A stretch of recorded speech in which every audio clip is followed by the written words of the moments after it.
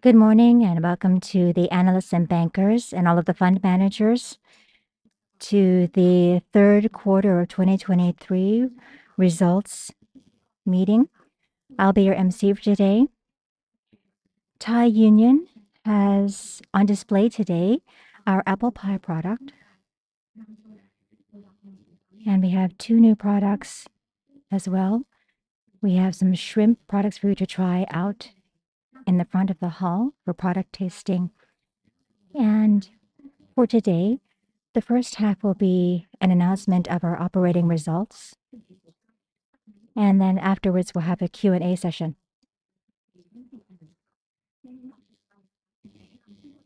And I'd like to introduce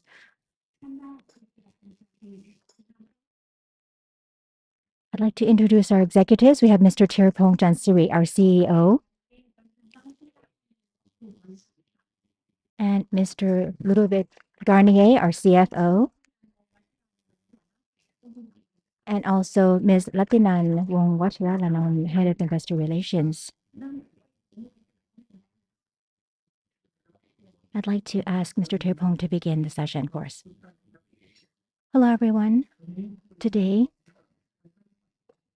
we have the results of the third quarter to share with you, and the key highlights of the third quarter are that we see signs of recovery that are very clear compared to the last quarter. And if we take a look, you can see in terms of sales, even though they dropped by 17% year-on-year, we have volume that has dropped because of restocking, destocking, and also the higher tuna prices. And this led to a drop in sales by about 2%. And falling freight revenue as well has affected us. The sales have gone down for all of our categories, whether it's pet care, whether it's frozen foods. And the frozen food is due to our right sizing. We have to admit that the interest was higher for us. And we need to change our trading business model. And we have to choose businesses that are interesting and provide a favorable margin. And ambient went down by 7%. And also, we have our other categories that dropped as well. In this quarter, our gross profit margin is at 18.4%, which is a high for another quarter. And the dropping gross profit has gone up 8.4% quarter-on-quarter. And the drop year-on-year is because of the effects in our pet care, ambient, and value-added gross profit decrease. We have profit from the frozen business in the U.S. It is a record high for over the last 9 quarters. It's increased by 22% quarter-on-quarter. We're going to be talking about quarter-on-quarter numbers more than year-on-year because last year was one of the highest years for us. So this year is a year to reset the baseline. From this point on, you will see signs of development, positive development. The raw material prices for tuna have dropped in the third quarter at about 1,700. And for November, they went down to 1,600. And we may see recovery. We don't think that the raw material prices will go up to 2,000 next year, but we will continue to monitor. As for net profit, even though we have a high operating profit, net profit is at 1.2 billion baht. This is an increase quarter-on-quarter. And we have a negative impact from our foreign exchange loss and a dilution effect from ITEL as well. And this has been partially offset by our reduced share of loss from associates.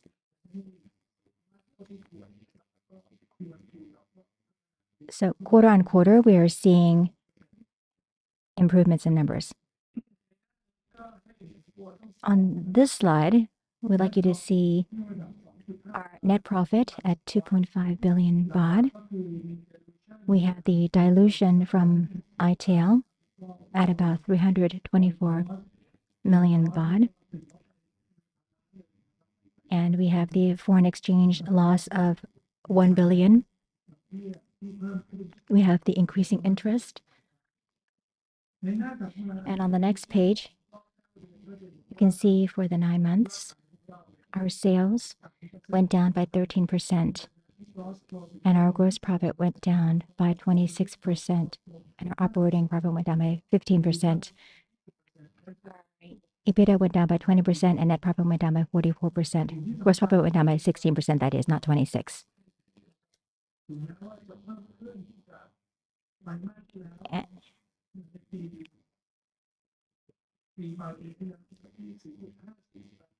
Last year, we had a dividend payout, and we repurchased shares in ITL, and this led to our net debt increasing. But if you take a look at our capital use, CapEx, it's gone down compared to the target that we set, and this is because of a delay in construction. But overall, our financial status is very strong, so there is no need to worry. Next page, you can see our development. We have new products. We continue to launch new products, especially like in the United States. We want to increase our pouch business, and this, we call it a packet. We conducted a study, and consumers are more familiar with the word packet than pouch. And to garner interest, Chicken of the Sea collaborated with McCormick, which is a seasoning manufacturer, and this is to launch new products. They're working together. They're also doing co-branding. In terms of our pet care, we have products in the country. They are premium products. Harvesta is introducing new tuna products as well. And we also have our frozen and chilled businesses of, for instance, Burger King in Japan. We have new innovative products there as well. This is a new customer, and these are new products that we are working together with Burger King in Japan on. And lastly, what I believe adds value is Panda Express. We have launched the apple pie roll. This is the first time for Panda Express to offer a dessert. And the response has been very favorable. At first, they ordered 60 shipping containers, but the order has gone over 100 now. And this will lead to more product launches in the future in terms of dessert. And we are hopeful that there will be savory items as well. And in terms of awards, we continue to receive much recognition, whether it's in HR or sustainability or human rights or innovation. We've received many awards. And on the next page, you can see our efforts in terms of protecting the environment and working with our local community. This is part of our Healthy Living, Healthy Oceans initiative. We work with aquaculture, the Aquaculture Improvement Project. And on the lower left, you can see an important project of ours. We are the first factory that has announced zero wastewater discharge. There is no water that leaves our production system. No water is released into the environment.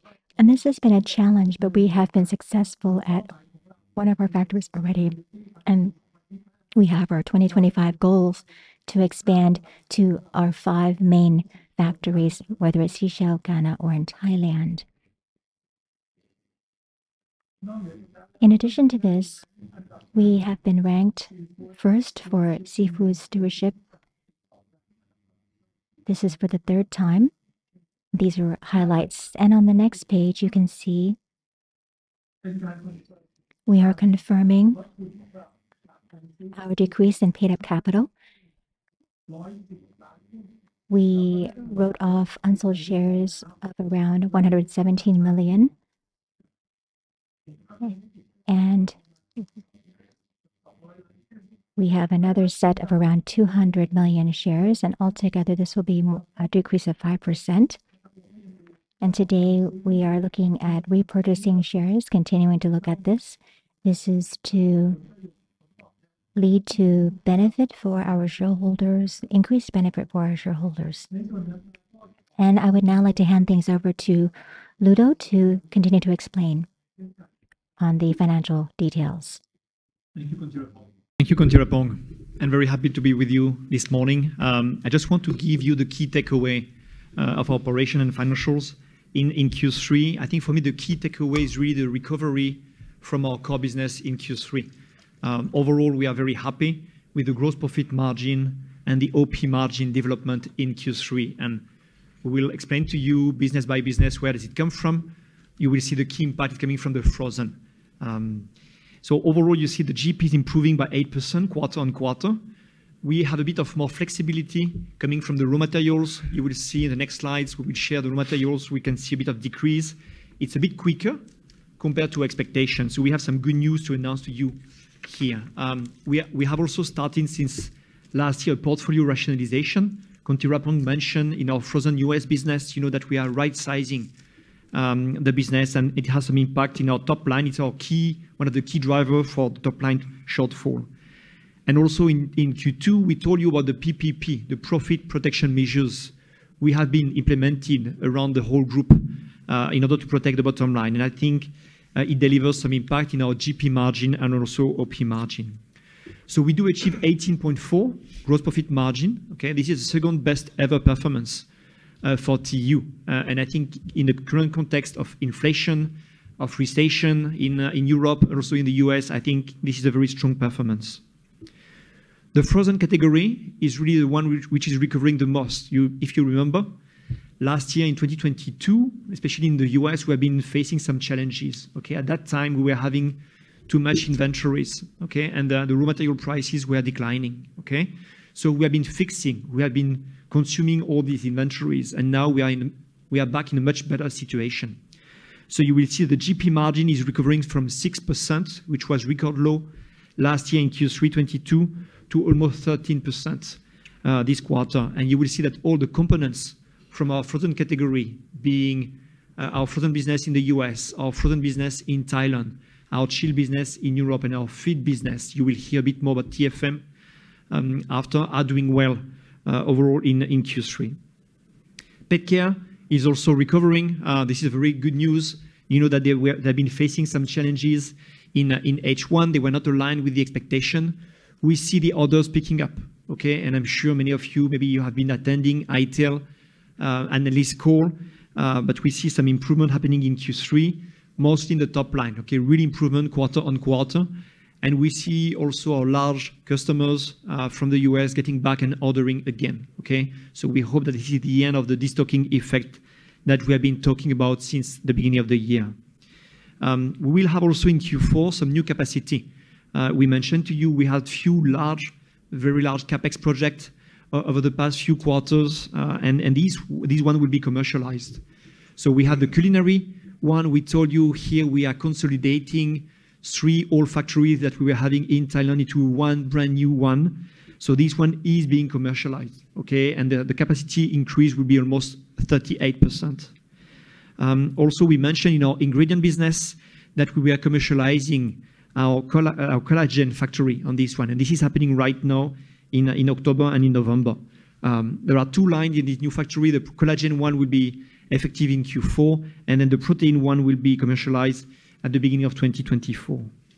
Finally, Kontirapong mentioned this one. The financial health of the company is very strong, and we have been rating A+ by TRIS, aligned with last year, there is no change. There is one change on the outlook from stable to positive, from positive to stable, sorry, but overall still very strong. Financial health and no issue at all on this one. So in a nutshell, very strong performance from the core business. If you move to the 5 years pictures, in the next slide, you can see, so here top line almost at 34 billion baht, almost aligned with our top line in Q2. Of course, if you compare to last year we were very close to 41 billion baht, okay? So it's a strong decline compared to last year by 17%. Again, some drivers on this one. First of all, the logistics situation, you will see that in the next slide, is back to normal, okay? And you know that in 2022, we had to increase a lot of prices in order to absorb the freight cost increase, okay? We had the opposite situation in 2023. We have some deflation on the prices because of the freight cost normalization. So this is one impact. Also, I told you that we are right-sizing our business in the US. The pet care business also has been facing some challenges, and overall the demand is a bit weak in some of our categories. But the good news is really on the profitability. And you can see here the orange line, 18.4. The record high was back in Q2 2021 at 19%. Okay, but behind this record, the 18.4 that we are delivering in Q3 is the second best ever. So I think it's showing that we're in the right direction, in the right track to really improve the performance. Some good news also on the freight cost. We mentioned that already in Q2, confirmation. In Q3, the prices increased a bit, but we are still in the very normal situation. Okay, so compared to last year, we really have some decrease in our top line just coming from this effect. Overall, I would assume we have very detailed calculation, which is 1 to 2% top line drop. I think it's a bit underestimated because, of course, when we buy some raw materials, you have also some freight cost inside. So I would expect the real impact for us is in our top line is more in the range of 3 to 4% compared to last year. So overall, good news on this one, and this is also one of the key explanation from the drop of our SG&A in Q3, and we believe this is sustainable. Okay, we don't expect to be back to inflation, and in fact, we do expect some more good news on the freight cost from next year. Just at the bottom on the slide, you can see also different graph regarding the inflation in Europe, in the US, and also in Thailand, and you can see that the trend is improving. Okay, we have been facing since the beginning of the year with very high inflation across all regions, but mostly in the US and also in Europe. You have been all seeing, of course, the interest rate increase applied by all central banks. The situation seems to be monitoring much better. Okay, Thailand is a bit different situation. The inflation has been much less compared to the situation in Europe and in the US, but we do believe gradually we get back to a situation which is much more under control, okay? Which is good for our business because you know that one of the key challenges over the past 2 years was really the very high inflation we had to cope with, okay? So here, any flexibility we can have on this one would be easier for us in our business. Some good news also regarding the raw material prices. And in Q2, we told you that we were expecting the fish price to decrease in Q3 and in Q4. And we told you also that we were expecting to be in a range of 1,700 at the end of December 2023. Okay, the good news is we are already there in September. Okay, so the decrease is a bit quicker compared to expectation. The catches are a bit better overall, and the trend seems to continue also in October. Okay, the first information we get from October is to be around 16 to 1,700, but more in the trend of 1,600. It's not confirmed yet, so this is good for us. One of the key impact also for our soft top line in 23 is the wait and see attitude for many of our customers in the US for our OEM business. Okay, we do believe with the fish price declining like this, we'll see the sales picking up already in Q4 and also in 2024. So very happy to hear about this one. You can see also the salmon price, which was record high in Q2, is releasing. Okay, we moved from 109 NOK to 83 NOK per kg. So this is good. You know, the fish price, the salmon price has been really fluctuating a lot over the past 2 years. You can see that from the graph. The shrimp price continued to remain low. Okay, it increased a bit, 123, but in Q3, but overall it really remains under control. Okay, and this is good also for our business. So overall, less pressure coming from the raw material prices in Q3. Moving to currency, good news also, of course, you know that we are mostly 90% export business. So when the Thai baht is strengthening, this is the good news for us overall. Okay, and this is the case in Q3. You can see the average is 35.2, still decreasing a bit compared to last year, where it was more in the range of 36.4. But overall, compared to Q1 and Q2, the dollar is improving and the Thai baht is weakening. Okay, and same situation also for the GBP and for euro. We are happy about this situation. In the short term, it can trigger a bit of FX losses because you know that we are doing some hedging. Okay, so we are always running after the spot rates, and I will elaborate a bit more on this one. But we do believe for the long term and for the competitiveness of our factories, of course, this is a much better situation. So happy also about that. So we just wanted also to elaborate a bit on the FX, and I can tell you the FX. It's a very complex topic. Okay, we did some deep dive already in the past. So here we choose 3Q23 compared to last year. Line which is called FX, which is below our OP, but keep in mind, in fact, we have some FX impact in every line. Okay, in our line sales, in our line COGS, in every line. So here we try to focus on the key lines coming from the hedging, our hedging strategy. Okay, maybe I just want to get back first to last year, Q3 22. Okay, you can see below the OP we were enjoying almost 800 million baht. 792 million baht positive FX, and you have the breakdown between financing. And last year, it was mostly coming from the operating activities for 636. But of course, in our line sales also, we had the line coming from the adjustment from the hedging. Okay, and last year it was negative by almost 900. Okay, we told you, we remind you, we want to have a very conservative hedging strategy. Okay, we don't want to try to speculate. Okay, we really want to make sure that we are delivering the spot rate that we are confirming when we are doing the hedging rates. So last year, you can see from the operation, the net between the sales adjustment and the operating activities below the OP was slightly negative by 200. This year, it's improving a bit. We don't have a big upside below the OP. You can see it's only 17 million baht, but also you can see the sales adjustment in the top line also is much lower compared to last year. Okay, so here, roughly the same situation compared to last year. We are not enjoying yet of the very strong USD, but this will come in the next quarters. I think that the challenge is coming Q3 from the financing activities. And you can see we have some FX losses by 285 million baht in Q3 23. So where does it come from? On this one, there is one key component, which is, you know, that we are funding the rest of the group in Europe and in the US also from Thailand. Okay, so we have a lot of interco loan to the US and to Europe. Okay, we do some hedging also on this interco loan, and here the change in Q3 was unfavorable for us. This is why it did trigger some FX losses in. We do believe this is a major part. We don't believe there will be more parts happening in Q4 or as significant as this one. So we take the hit here in Q3 from this one, but we do believe there will be some recovery in the next quarters to come, and mostly also in 2024, when we do expect the interest rate to release a bit. So we did provide you with some graph also to try to help you. We can have more discussion if there are any question on this one, but we have some FX losses in Q3 23. Now moving to Red Lobster. Different story. If you remember in Q2, we told you we have some good news coming from Red Lobster. And we are quite happy with the development in H1. Okay, different story in Q3.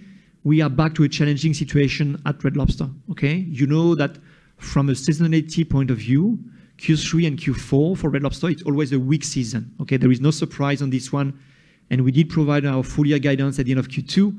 We knew that H2 would be a loss, but you can see here the loss from the operations amount to 395 million baht, which is higher compared to our expectation. So where does it come from? The key impact is coming from the headwinds the restaurant industry is facing in the US. Okay, the whole restaurant industry, but especially also the casual dining, where Red Lobster is operating. Okay, you know that the US, they are facing with some recessions. So many people, they choose not to go to the restaurants, or when they go to the restaurants, they will move from fine dining to casual dining, or from casual dining to QSR. So they are all trending down. And even the people who go to each restaurant, they will trending down also. They will move from the premium to the value offering proposition. Okay. We told you also that we were launching a new promotion in Q3, okay? And the promotion was called Ultimate Endless Shrimp, okay? The price point was $20, and you can eat as much as you want, okay?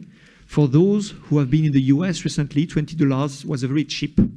And the rationale for this promotion was to say, we knew the price was cheap, but the idea was to bring more traffic in the restaurants, okay? Because Q3 and Q4, it's always a season where we don't have much traffic in our restaurants. So we wanted to boost our traffic. And it did work, okay? The traffic went up in Q3 23, okay? 2% by 2% compared to Q2, and almost by 4% also compared to last year. So there was really an increase in the traffic. And we have been stealing some market share from our competitors because our competitors, they have been losing some traffic in the same period. But something which was different from our expectation is the proportion of the people selecting this promotion was much higher compared to expectation. What does it mean? It means that the people coming to Red Lobster, they were really looking for a very strong value proposition, very strong value proposition. And of course, we know on this promotion, we don't earn a lot of money at $20. We don't, okay? The idea was to bring some traffic. We get some traffic increased, not to the level we were expecting, but still, we are growing compared to last year and compared to the previous quarters. But bottom line, in terms of financial performance, it did not deliver what we were expecting, okay? And this is one of the key reasons for the losses we generate in Q3 23, okay? Of course, since then, we have been adapting our policy. We have been increasing our prices from $20 to $22 and then $25. We do believe it's a very strong promotion. It's one of the iconic promotion for Red Lobster, so we want to keep it in the menu, but of course, we need to be much more careful regarding what is the entry point and what is the price point we're offering for this promotion. So this is the key driver for this one. Apart from that, there is no change for the others. We don't have any preferred interest, same situation than in Q2 and in Q1. And we said for the whole year 23, we will not record any preferred interest. We have some upside in the income tax. It's a bit higher also compared to our expectation. The income tax calculation is a bit complicated, you know, for Red Lobster.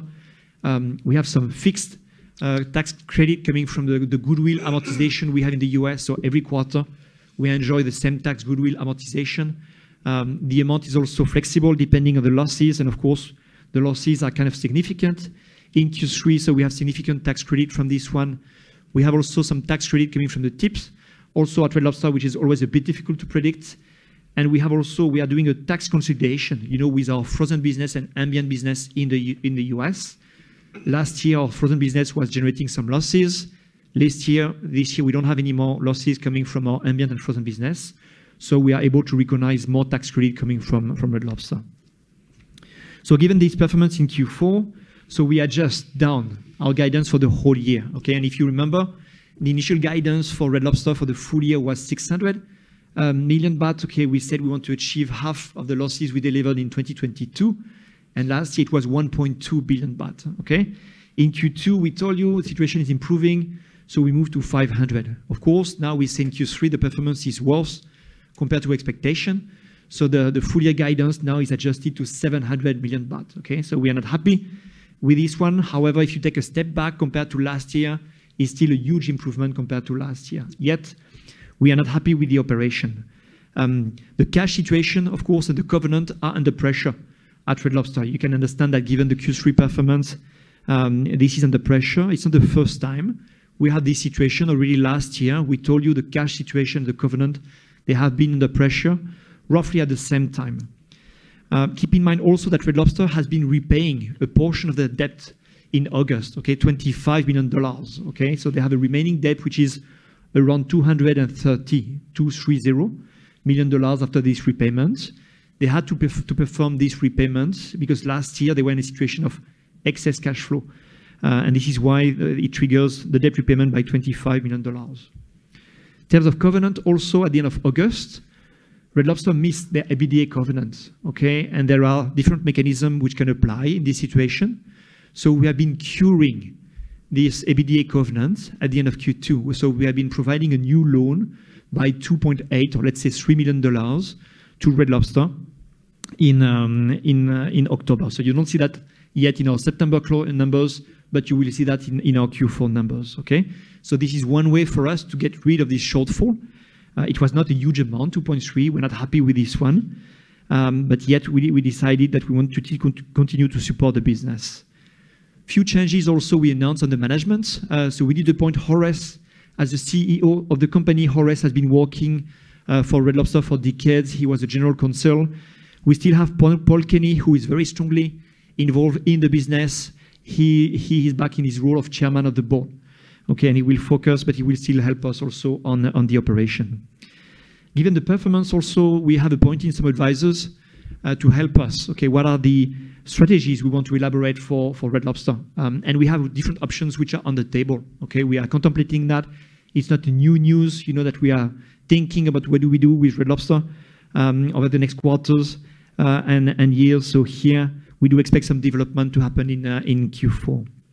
And lastly, I mentioned to you that we are always reviewing our pricing strategy. Overall, we told you we have been increasing the pricing regarding the endless shrimp, and we are always also adjusting the promotion intensity just to make sure that the margins are in line with the expectation. Quick overview regarding the ratio that we have in our net working capital. You can see the net working capital is quite close compared to last year. Some ratio are deteriorating a bit, of course, compared to last year because the performance has been deteriorating a bit. But overall, please look at the net debt to equity and the net debt to EBITDA ratio. The financial performance and the financial health of Thai Union is still very strong. We don't have any worry on this side.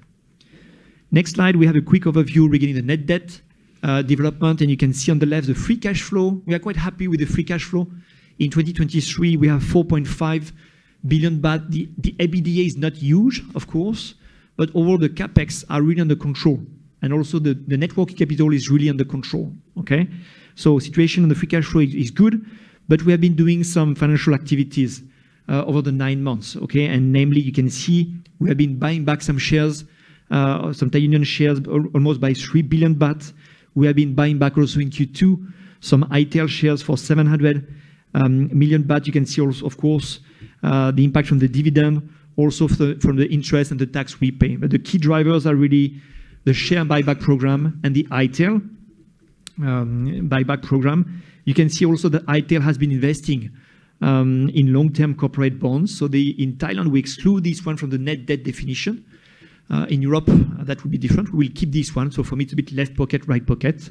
But the practice in Thailand for the 1.4, which is mentioned here, is to include this one from the net debt. So overall, you can see net debt growing to 54 billion baht, but the gearing, the net debt to equity, is still at 0.65, so still a very comfortable situation. Finally, here you can see our details regarding the details of the debt by currency, by maturity. We have an increase in the short term that was expected. We knew it was coming. We told you also that in Q2, there will be a significant amount of refinancing to be performed in the year 2024. So we are already starting to work on this one. There will be different components on this one. And the refinancing will happen over the next quarters. No concern on this one at all. And now we leave it to Kunjiji to explain to you the performance by category. ค่ะก็สำหรับภาพ For the overall picture for our business, you can see that the ambient business for the first 9 months increased from 42% up to 48%. And the lowering of our numbers has come from the frozen and chilled business. We did right sizing, and that was the reason why. And so the frozen and chilled business went down from 37 to 35%. And another business that dropped as well was our pet care business. The pet care business for the past year, it was high numbers. So this year we have customers destocking, and that has resulted in a drop from 14% down to 10%. And for our value added and other businesses, it's basically the same at 7%. If we take a look, if we compare with the past 2 years, in 2022, that was our a year for very high figures. And this year we have the freight prices, the normalization, and this has led to a drop in the freight revenue. And that has led to a negative impact. If you take a look at 2 years ago, the ambient seafood was growing at 10%, and our value-added businesses went up by 12%. And as for frozen and chilled seafood, even though our sales went down by 70% because of our strategy, but if we look at the gross profit margin, it has improved.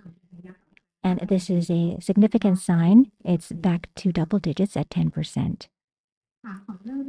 Let's take a look first with our ambient seafood business. You can see that the sales have dropped by about 7% compared to the year before. And the baseline was high, and this is mostly from the drop in volume. The sales volume dropped by, we have an offset by 5%. If we take a look at the gross profit margin in Q3, you can see that there is an improvement. The first quarter went down to 18% because of the higher fish prices. And in the second quarter, it was 19% or so. And in Q3, it is at 20.4%. Mainly, we are seeing lower raw materials prices, especially for salmon, which has gone down quickly. And if we take a look at the 9 months, the sales for ambient seafood has reduced a bit by 2% compared to the year before, and this is because of the sales volume that has dropped by 23%. We have challenges from inventory destocking, as mentioned earlier. And in the third quarter, we're seeing improved signs. Tuna prices are going down, as Kun Chang or Kun Telepong mentioned earlier. It's down from 2,000 down to 1,600. And in the third quarter, we are seeing customers, OEM customers who were waiting and seeing they're starting to restock. And we expect that in Q4, we will see more orders from this group of customers, and thanks to the lower tuna prices. And in terms of gross profit margin, the 19.5%, and this is a small decrease compared to the year before, but it is still a strong number for the group. And as for our newer products, as mentioned before, we are trying to launch new products that help to add margin for the group. And we have the, this is new packaging. Usually we focus on the canned products, but we're looking at this new packaging to enter newer customer segments. And the next business is frozen and chilled. Overall, in the third quarter, we're seeing a drop, continuous drop from the third quarter of last year, down by about 22%. And we are faced with the market prices dropping, down, normalizing. And we have a strategy to reduce our fish products because of volatility in the prices. And it wasn't leading to profit for the company, so we have reduced those products that are not bringing in margin. So the gross profit margin for the third quarter, thanks to this strategy, our gross profit margin has increased significantly from 7.9% in the first quarter up to 9.6% in the second quarter and up to 12.9% in the third quarter. And you can see that this is a new record. It's smaller than the third quarter of last year, just a bit.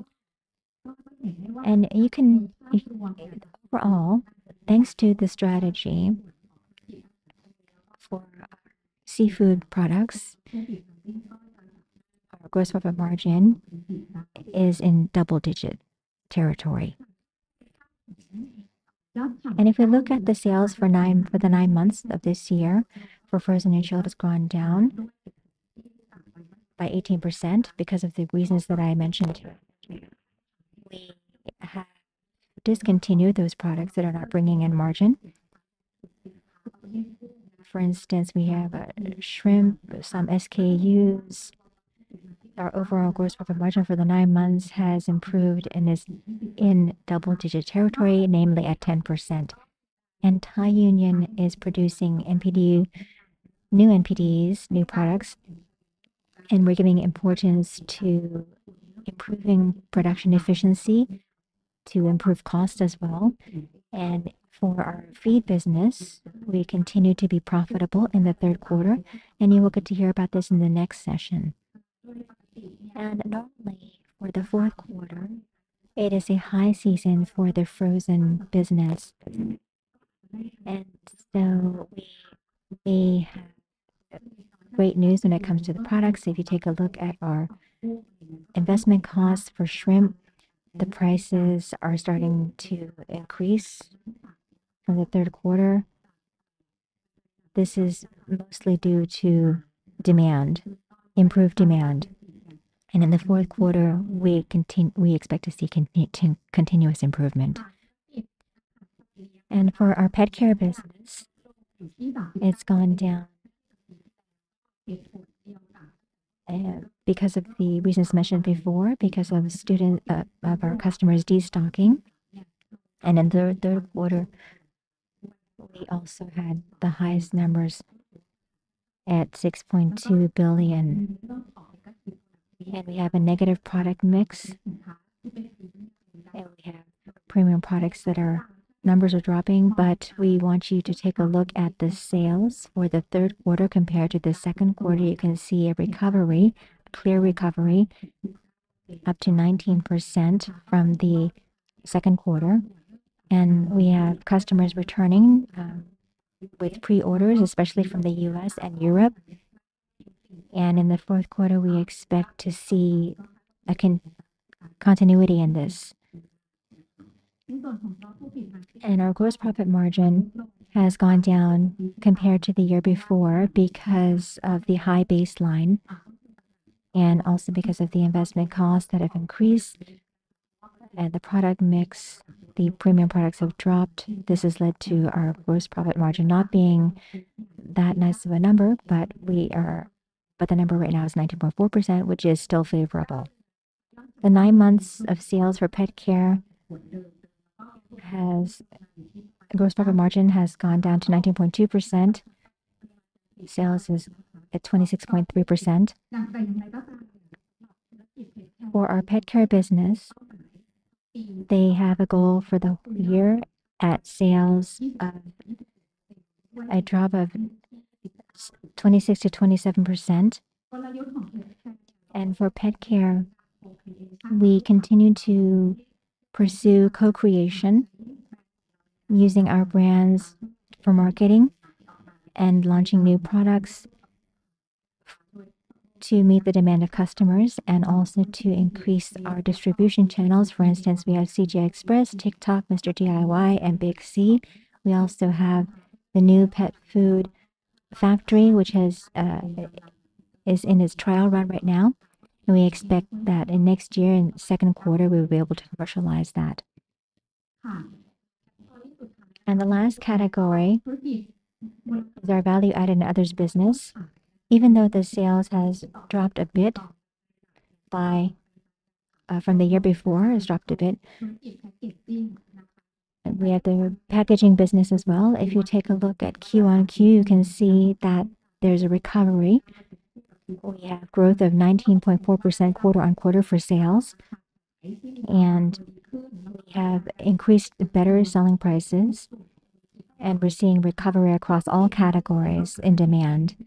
And our gross profit margin has improved to 28.9%, even though it's compared to the third quarter of last year, it's a bit smaller, but it's still a good number. And the sales for the 9 months of 2023, we're seeing a 28%. The gross profit margin is 27.4%. And Thai Union Ingredients is starting to manufacture. We expect full capacity at the beginning of next year. We have goals to reach 75% within 2024 utilization rate for future culinary. And for guidance, I would like to invite Kun Terapong to speak.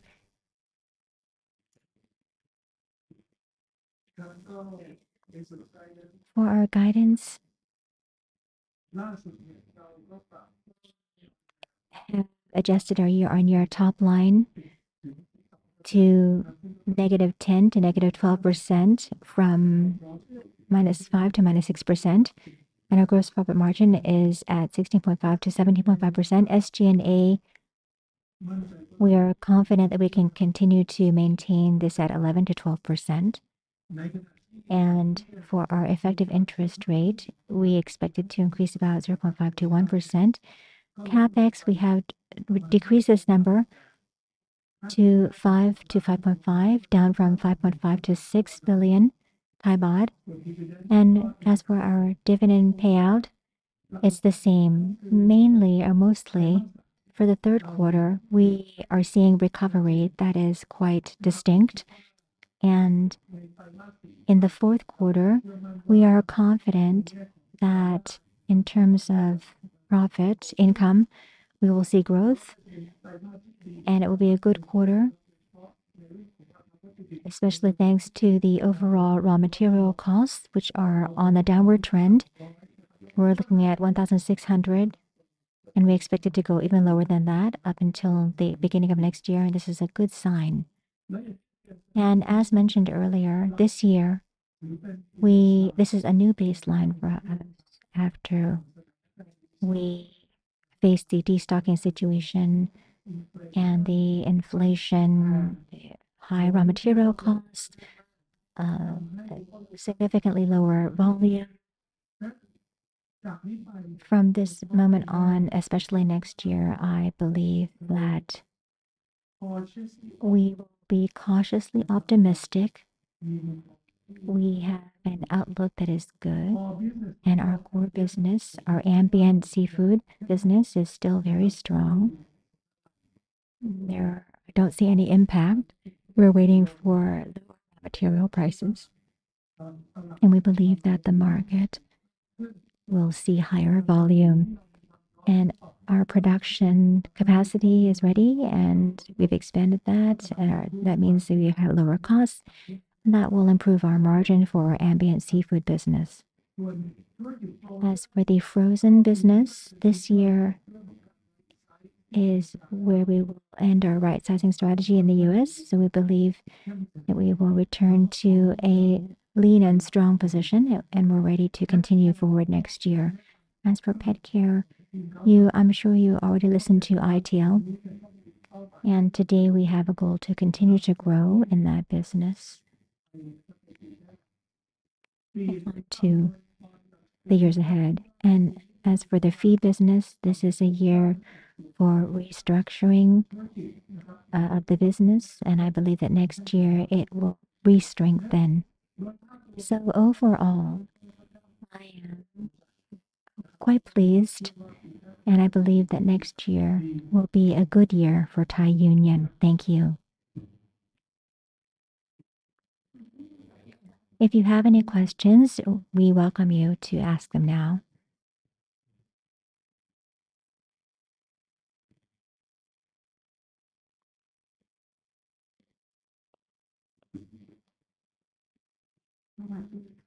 Hello, I would like to ask Mr. Terapong to please share for Red Lobster. You have -700. What about next year? At this moment, I believe that, as we mentioned, we have hired advisors to review, consultants to review the RL business in terms of strategy. And I believe that I would like you to wait a bit. Once our plan is clearer, we will be presenting the details to you. And at this moment, in the short term, after we have adjusted the endless shrimp price up to $25, we are seeing an improvement in the numbers, an upward trend in the numbers, compared to when we had the pricing of $20. And what we will continue to monitor is what we don't have much information on, which is the economic environment in the U.S. what the economic landscape will be like. From the 8th month and the 9th month, we have seen customer spending, and this is something that we need to review.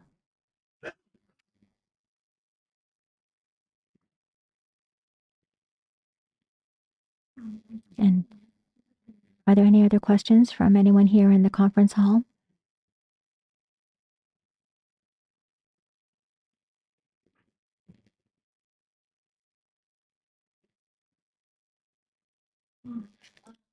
I would like to ask about the short term for the fourth quarter. The trend for sales, will it improve compared to the third quarter for every group? And what about the margin? The value added, you have a new factory. Will this help the margin for quarter four compared to quarter three? Will it improve, or will there be the impact from depreciation? So here for Q4, we do expect some improvement in our top line.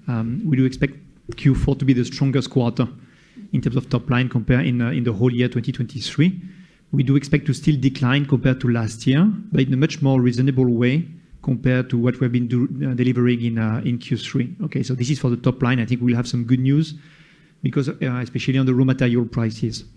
Gross profit margin, we don't expect to be at 18.4. Okay, we expect to be lower compared to this one. Different reason for this one. The first one is when you see some fish price decreasing, very often our selling prices have to be adjusted down, okay, while we are still consuming the expensive fish. So very often you will see one quarter where the gross profit margin is decreasing a bit, but then after it will recover, okay? So we do, and also the mixed product in Q4 is different compared to Q3 and Q2. We have more sales from our frozen business, and even if the frozen business is recovering, overall it's diluting for our business. So we do expect the gross profit margin to decrease in Q4 compared to what we have in Q3, yet we do expect to be at a good level. So the operation should remain strong in Q4. This is really the guidance we can give you for the end of the year. Mr. Ludo, and about FX, do you expect FX to return to again in fourth quarter? For the full year, no, I don't think so. And for the fourth quarter, I do expect to have some gain, yes, but it will not recover the whole amount. So for the full year, we should have a loss for the whole amount. Of course, always difficult to predict. I can tell you, we really try to forecast and predict. It's always difficult to forecast and predict. Okay, thank you very much. If there are any other questions, in the fourth quarter, the gross margin will drop a bit compared to the third quarter, but our overall results will be positive quarter on quarter, and we believe that we will see recovery from this point on. I'd like to ask about your capex that you revised downwards to about 500 million. Do you have any projects that have been delayed or changed in cost? It's more a delay in construction rather than anything else. Every time we have plans, when we actually implement them, this is something that happens every year. Our contractors are there's a delay in construction, we have weather issues, rain. There's no drop in the size of our investment. Which project has been delayed?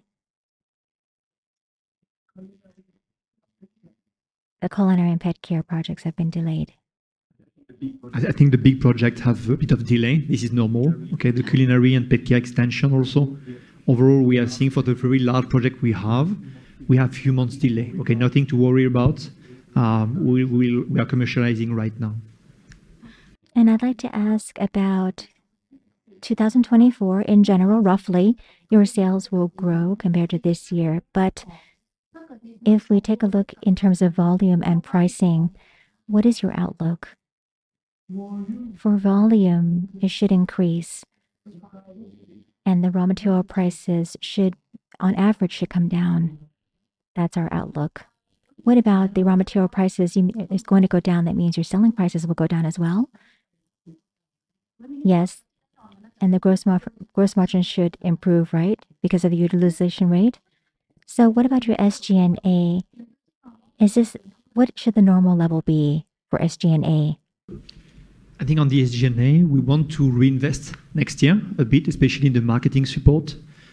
We had to cut over the past 2 years because the inflation was very high, and we do believe it's not sustainable, especially for our branded business in Europe and in the US. So here we did not finalize yet all the expectation. We will communicate in our Q4, but the guidance should be we should see some increase a bit in terms of SG&A percentage. Not that much, but a bit because we want to reinvest more again behind our branded business. On the freight cost, there shouldn't be too much changes compared to last year. So this should be kind of flat compared to last year.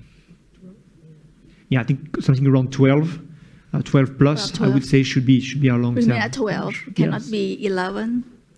Would be some good news. Keep in mind also when you have 11 minus, it means you have to cut some spending. Okay, we have to cut some hirings, we have to cut some bonuses, accruals, these kind of things. We don't expect to do this every year.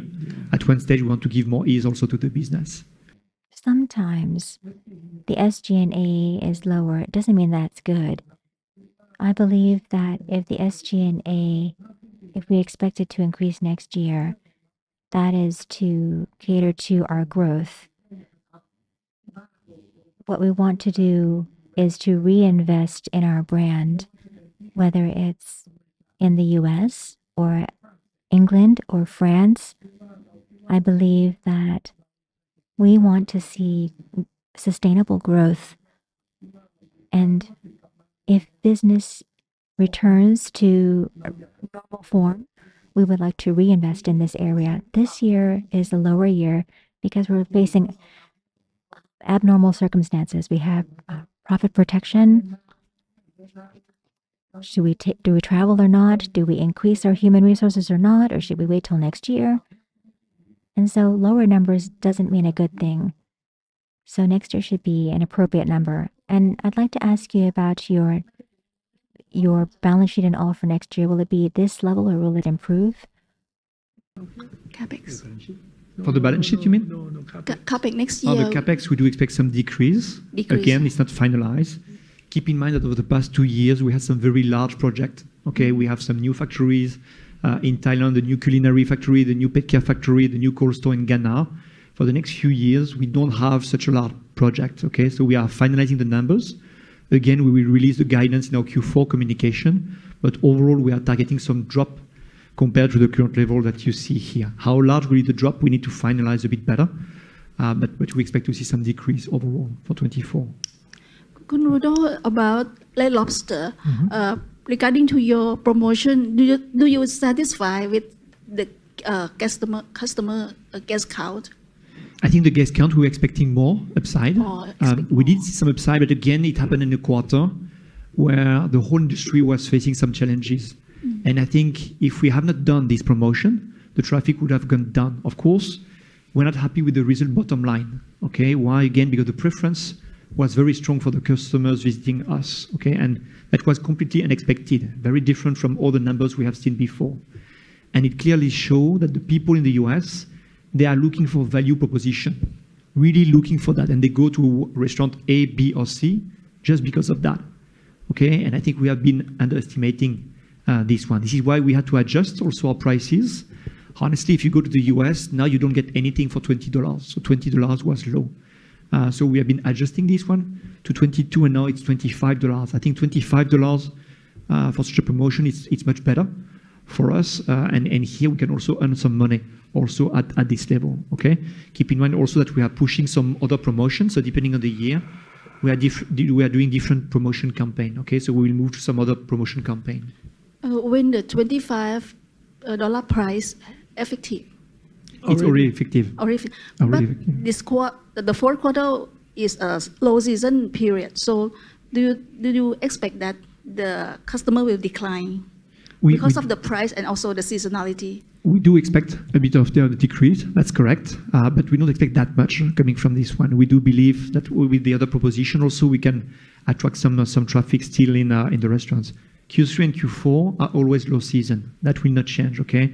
Red Lobster, in terms of profitability, is making a lot of money in Q1 of calendar year. This will not change. That will be the same also next year.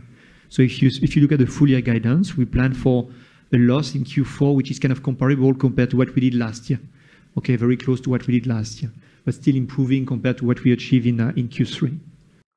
I'd like to ask in Thai about your promotions like this. Does it draw people who don't normally enjoy these kinds of menus? Does everyone come just for this menu? It does draw new customers as well. That's why our guest count has improved. But the people who come, are they all here for this particular menu item?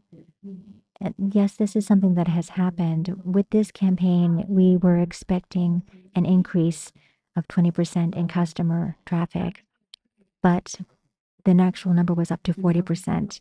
And this led to us having to adjust to a higher price from $25. In New York, it might be up to $30 in New York, for instance.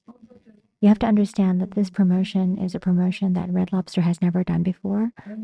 And Endless Shrimp in the past, it was only on Mondays, once a week. But because we looked at the economic situation and we wanted to do something that was different for a change, something that we do every day instead.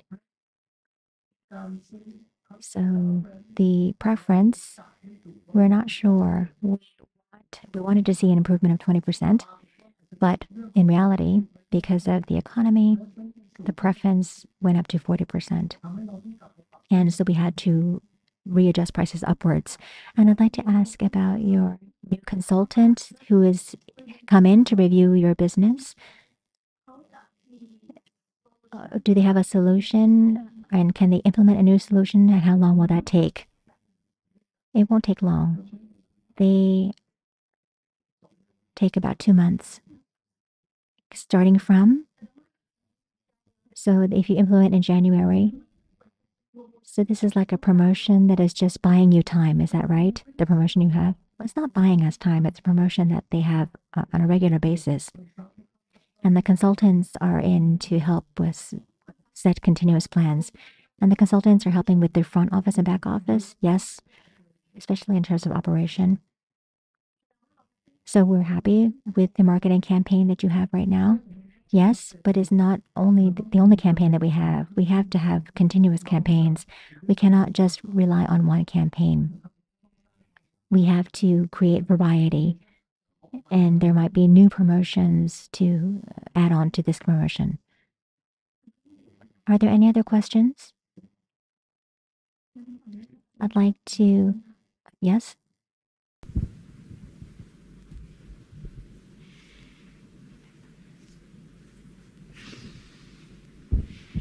I just have one question about gearing, please. Gearing, yeah. So we're seeing that your debt goes up about 6.5 billion since the end of last year, net debt. Half of it goes to share buyback, somewhere around that. Just would like to ask about the rationale for taking on more debt to do share buyback, because your free cash flow, based on slide 23, is just sort of barely enough to cover operations and capex. Thank you. This one? Yeah, you're right. We have been doing some large share buyback program over the past 2 years on this one. If you think this is, of course, one way for us to manage our liquidity, and this is also to try to optimize. We've seen the share price development over the past few months. We do believe right now they don't reflect the real performance of the company. So it's a question of opportunity also for us. And it's also one way for us to improve the EPS. Now, in terms of cash flow management, you have to keep in mind where do you come from. The past 2 years, we have been facing very high inflation. Okay, so if you look at the net working capital compared to 2 years ago, we have been investing a lot in our net working capital. But we do expect this will reverse. Okay, so we do expect the cash flow generation to be quite strong in 24. As soon as the fish price will be decreasing, you will see the inventory cost decreasing also mechanically. This is what we always see. So we don't have any specific concern. You're right. Right now, the amount of share buyback is quite large compared to our free cash flow. But if you analyze this over the past few years, I think it kind of makes sense to do this program. And we just announce and execute another batch of share buyback. I think overall the cash performance, 21, 22 was impacted by the inflation. 24, we should see some real improvement. So we do expect the level of net working capital to really drop in the years to come, with the deflation impacting the tuna prices and the other raw materials. Thank you.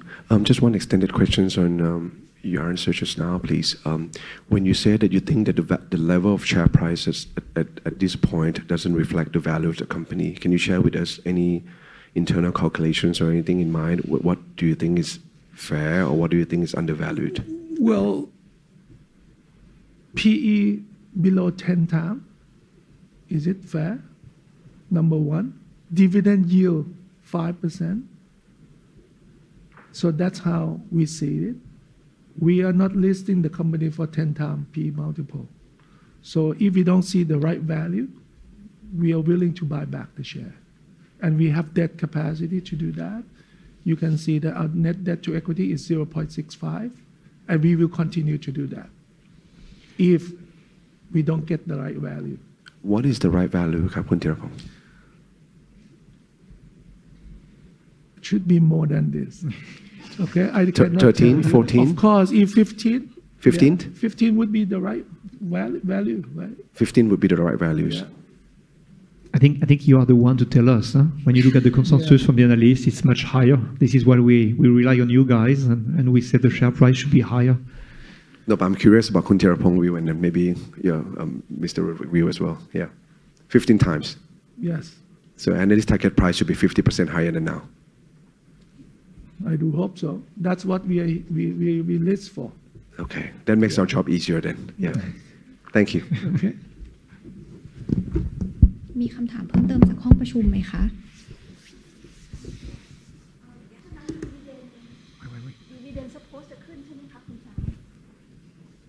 Well, if EPS is higher, our policy is to pay not less than 50%. So you remain the dividend policy. Dividend must be higher.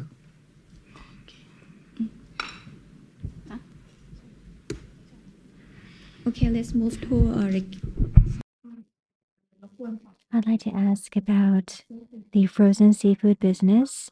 Your gross margin has improved in the third quarter at 12.9%. Is this sustainable?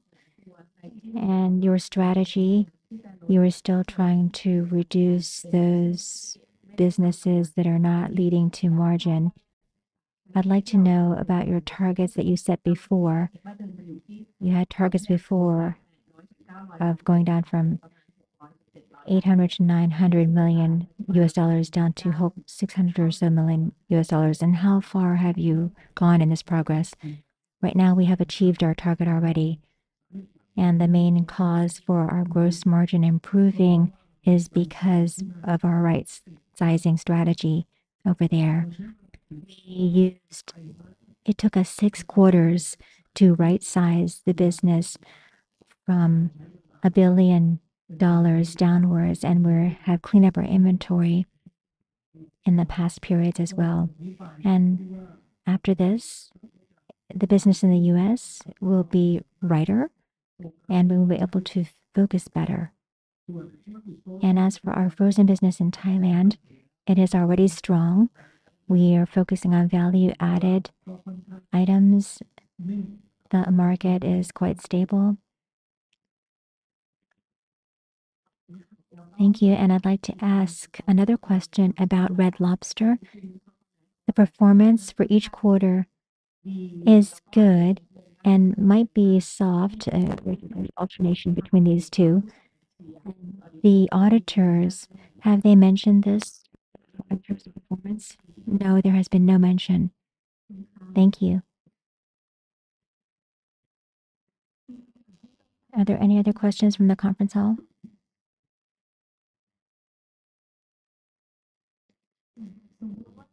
If we need to write off Red Lobster, what would the book value be at this moment for Red Lobster?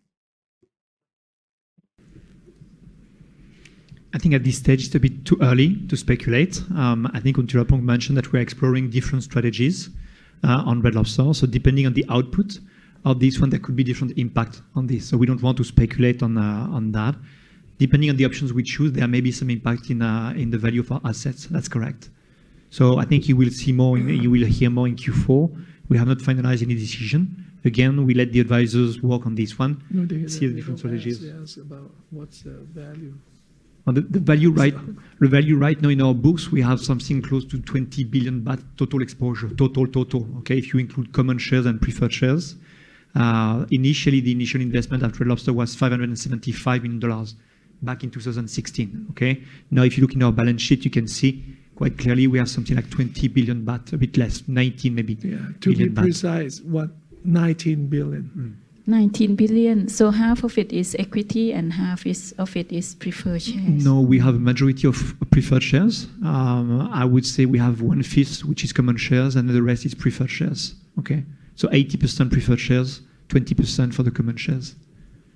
Okay, because the common share value has been declining since 2016 because of the share of loss we record every quarter, while the preferred shares, they've been increasing a bit when we were recording some preferred interest. I'd like to return to the dividend. I'm not sure if I remember this incorrectly or not, but last quarter you said 70% payout. Is that correct, or am I incorrect? For the first half of the year, we can pay whatever, but for the entire year, it has to be no more than 60%. And this is the covenant concerning our bonds. We cap it at 60%. Are there any other questions from the conference hall?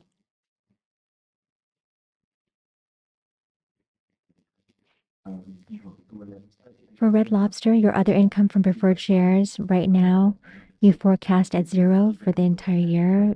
Given the high interest rate in the US for next year, if the interest rate is peaking and it goes down in the US, other income for these shares, what do you expect? Do you expect a return next year? I think you are right on the substance. Where if the interest rates are going down, we should be able to record some preferred interest at Red Lobster. Okay, will it be at the same level compared to what we did 2 years ago? We don't know yet. I think it's a bit too early to mention that. We need to see the interest rate curve. You know, it has been increasing very quickly in a short period of time. Right now, there is no scenario where it goes down very quickly. I think the idea is to see the interest rate decreasing gradually over the next few quarters, okay? We need also to assess the overall financial health of Red Lobster. So it's a combination of different criteria you have to take into consideration, and we will communicate more in our Q4 communication regarding the guidance for both the operation, the lease, and also the preferred shares from Red Lobster. Thank you ครับ ท่านใดมีคำถามเพิ่มเติมไหมคะ Okay, let's move to the Q&A from online. About the ambient business in Q3 selling price increase around 5%, and how about in Q4 as the tuna price continue to decline? I think we mentioned that the fish price was declining. When the fish price is decreasing, you can expect our selling price to be decreasing, okay? This is mostly for OEM business. Remember, for our branded business, we have sometimes some yearly or some 6 months agreements. So you will see kind of a mixed effect. We don't expect inflation or increase of our selling price to happen in Q4, given the overall trend on the fish price. So we do expect stable price, or because of the mix, maybe a bit decreasing compared to Q3. Okay, The raw material prices are going down. This is to the advantage of the branded business. And for OEM, they need to adjust all the time. So this is the reason why we see that for Q4, the gross margin might go down a bit. This will be the main cause. When you mention the negative impact on the lower demand from US side, what the magnitude we should expect, and when have we seen some impact in the Q3? In any category? Overall in the US or in a specific category? I think overall of the category. Okay. I think you've seen the situation in the US. Okay, the recession that they're facing, the inflation is very high. So people are taking care really about the value. Okay, so we had to increase our prices over the past 2 years quite significantly to absorb the inflation. So we have seen some negative impact in our volume. I must say that overall we are doing well. Okay, our branded business in the US is doing good. And we want to continue the direction, but very clearly, we had suffered a bit from a decline of the volume overall in the US, but also a bit in Europe because of the prices we had to increase. This is why for 2024, where we expect less impact from the inflation, where we expect some decreasing fish price, we believe we'll be able to decrease our selling prices, and that will have a positive impact in our volumes. The lowering economy, I think that this will lead to an advantage for us. But because the tuna in the first half of the year was expensive, if today the tuna prices continue to go down to a lower level, this will help us increase in terms of ability to sell. And as for shrimp, for this entire year, it's at an all-time low, the raw materials. So this will help consumers. Okay, in the next question about the ambient business, there are many factors such as lower tuna price, lower selling price, and possible lower selling volume from the demand impact. What would you expect the net impact to ambient business in Q4 and in the next year? We do expect some increase in Q4. We told you that since the beginning of the year, especially our OEM business has been soft for the ambient business. But as soon as the fish price is decreasing, and this is what is happening now, we do expect the sales to recover, okay, quarter on quarter. So we do expect in Q4 the sales for the OEM to increase. For our branded business, for the ambient, it's a bit different. You know, Q4 is always a low season for our branded ambient business, and we don't expect any change from that. But overall, we should have some positive impact in Q4 from that. And the next question, could you guide for normalized sale and margin for the frozen business in the next year? What is the sale and margin for the Q4?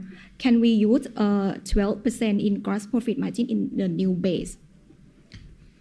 I think right now the performance of Q3, of course, is high. Okay, it's one of the best performance we've been doing. We need to make sure this is sustainable. Okay, keep in mind there are different components in our frozen business. In Q3, they are all doing well, which is good. We are very happy with this one. Again, we'll provide more details for guidance in our Q4 communication, but a bit less than 12%, I would say, 11.5 to 12%. You know, initially that our guidance for the frozen business was always around 10%, 9-10%. Now, due to the downsizing of our US frozen business, we expect to increase a bit our guidance. We will confirm that again in Q4, but I will expect some uplift coming from this exercise. Okay, so 11.5, 12% should be the right thing for Q4. And about the RL question, regarding a loss from RL, could you elaborate again how you can eat or strategy is positive in the business? As you mentioned that we can more traffic, but the price per head is still the same. Do we get a loss from this strategy?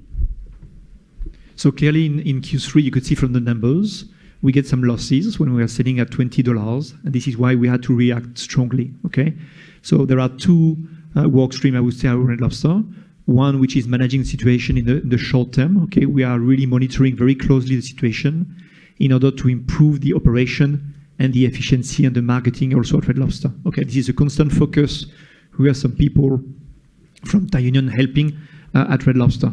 And then on the flip side, Kuntirapong mentioned also we have the support from the advisors to see what do we do in the midterm and also in the long term with the business. How can we transform this business? So this is right now the focus where we are working on. Okay, and we have 2 minutes left. About the last question, under the last year's sanction, please update the situation of DRP Group. Russia?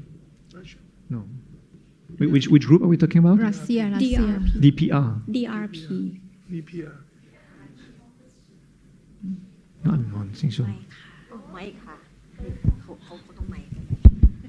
Actually, the fourth quarter is the worst quarter of the year for RL. Usually, yes. But as refer to your assumption, it means that the fourth quarter loss may be lower than the third quarter. What is the reason? Because in Q3 we have a specific impact from UES, the endless shrimp. We don't expect the same to happen in Q4. Okay, the loss that we generate in Q3 is higher compared to what we generate in Q3. Okay, so in Q4 there will be some loss. If you look at the full year guidance, quite aligned with last year, but we do expect some improvement compared to the Q3 performance.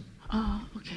Okay, we believe the UES, it's a one-off. The third quarter is worse than usual. So it seems that the fourth quarter will improve, right? That's how it seems.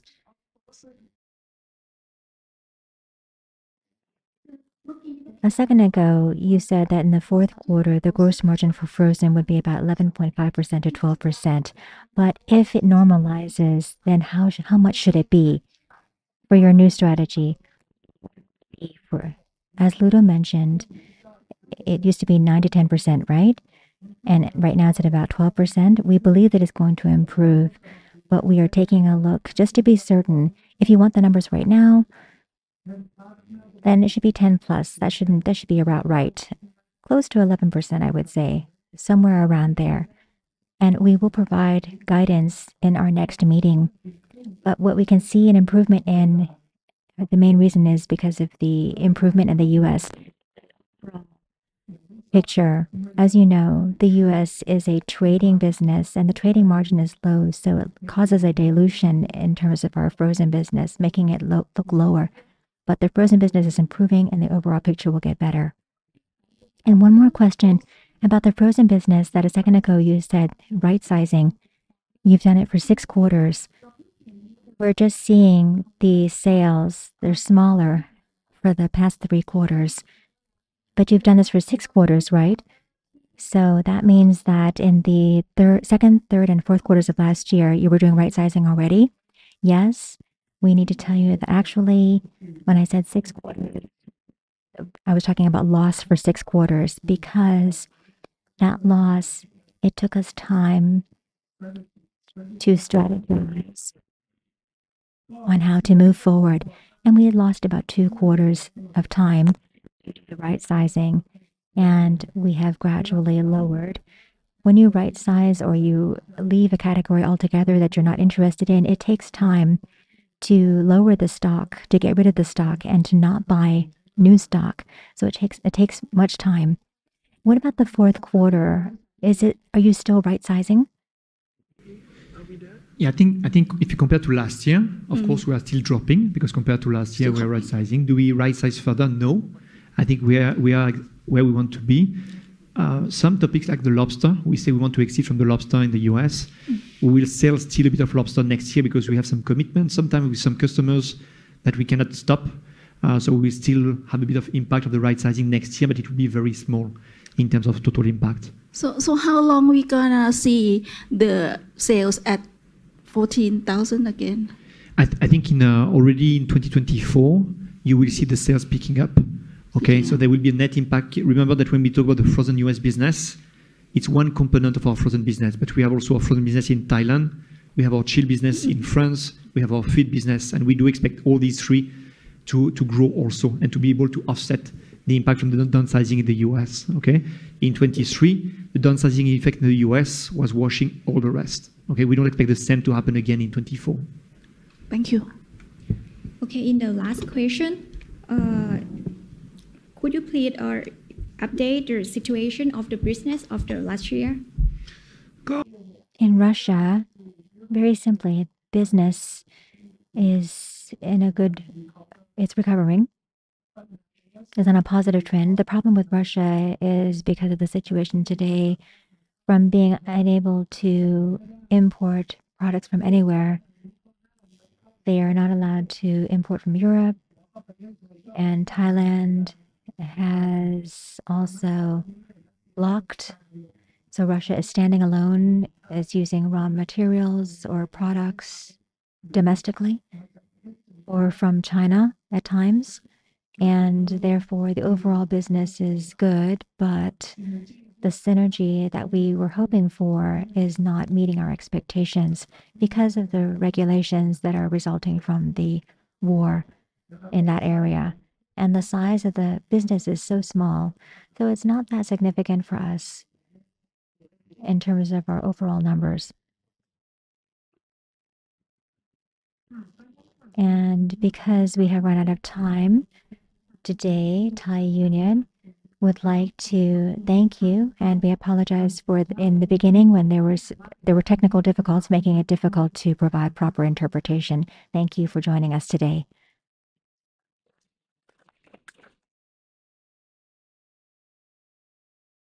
we'd like to invite you to take a break for about 10 minutes, and we will continue on with Thai feed mill. Please do enjoy the coffee break outside.